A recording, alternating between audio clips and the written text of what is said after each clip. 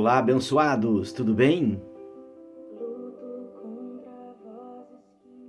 Como você está? Hoje eu gostaria de trazer uma reflexão para o nosso dia sobre uma palavra em Mateus, capítulo 16, versículo 23, que diz assim: Mas Jesus, voltando-se, disse a Pedro: Arreda-te, Satanás, tu és para mim pedra de tropeço, porque não cogitas as coisas de Deus, e sim as coisas dos homens.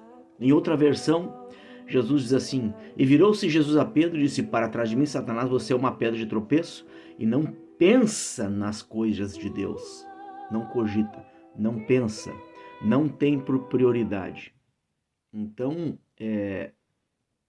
Jesus tem uma experiência com Pedro a respeito de um insight diabólico na sua mente. Eu chamo isso de uma roubada de consciência. A pessoa não tem discernimento da verdade do Evangelho e, estando, na maioria das vezes, andando com Jesus, ouvindo a sua palavra, dando direção nas coisas de Deus, abre um espaço porque percebe que um fato que Deus quer que seja feito, que aqui no caso era a morte cruciante de Jesus, aqui neste mundo. Mas Jesus sempre disse e reforçou: o meu reino não é daqui. O que eu aprendo com isso é que Satanás sempre tentará interferir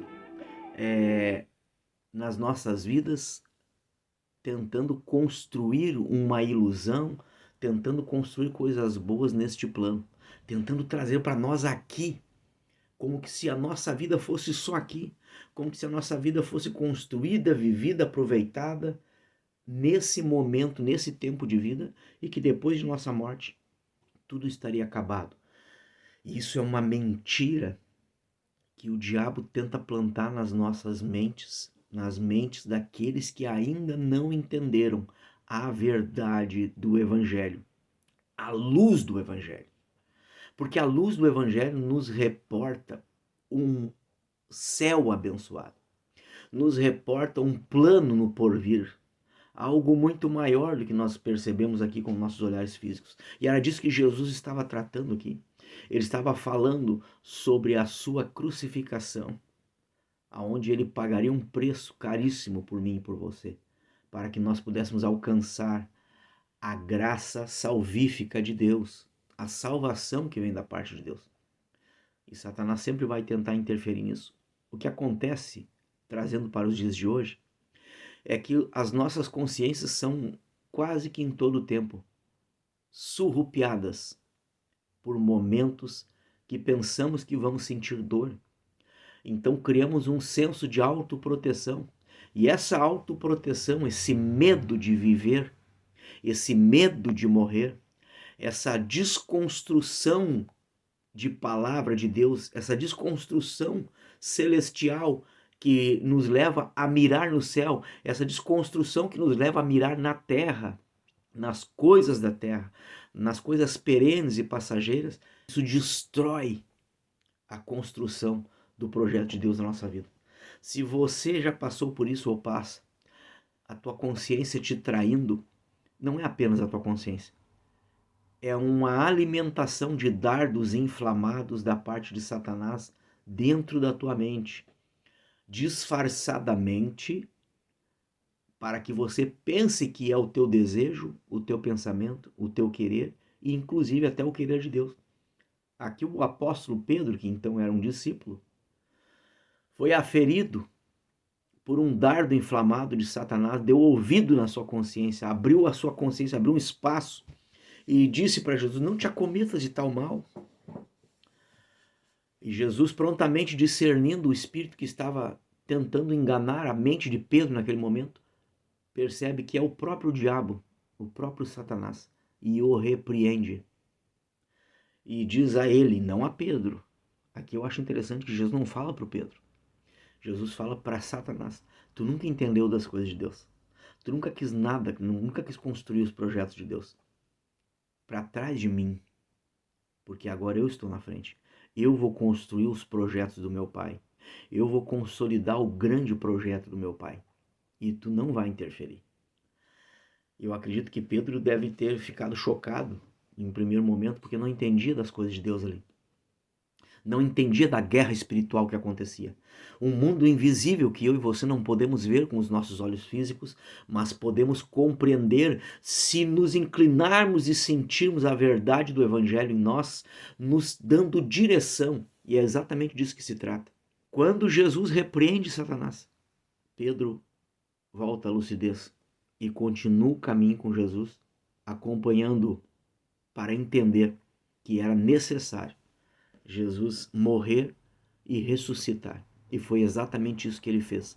Os planos do Senhor não foram frustrados. E quando ele morre crucificado, entrega o seu espírito na cruz, ressuscita ao terceiro dia, a Bíblia diz que ele reúne os discípulos e os seus olhos são abertos. Os seus olhos conseguem ver a sua glória e todo o planejamento do seu propósito. E dali para frente, a igreja nasce e consegue se desenvolver. O que aprendemos aqui é que as coisas de Deus só nascem no espiritual. Se talvez você não está tendo êxito ainda em vencer as guerras mentais, os dardos inflamados, as setas do diabo que te confundem, que constrói uma consciência falsa em você, você tem medo de pregar a palavra de Deus, você tem medo de viver o novo com Deus, você não abre mão de certos projetos que são seus, de certas coisas que são suas. Deus tem condições de te mostrar através desta palavra. Ela é poderosa e eficaz para te mostrar lucidez nos teus pensamentos. Abra mão da tua vontade, abra mão do teu querer. Não permita que Satanás te engane, trazendo um falso entendimento para você de que abrir mão do nosso desejo é trazer dor. Não.